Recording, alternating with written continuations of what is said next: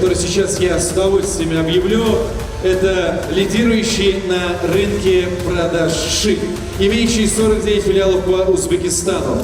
И именно это бренд ASCO.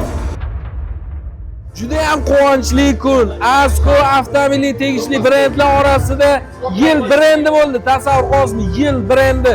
Mana shunaqa eng ishonchli, eng katta kompaniyalar bilan ishlayotganimizda yana ham odam faxrlanib ketyapti. Yana ham kuchayib ketursa ASCO.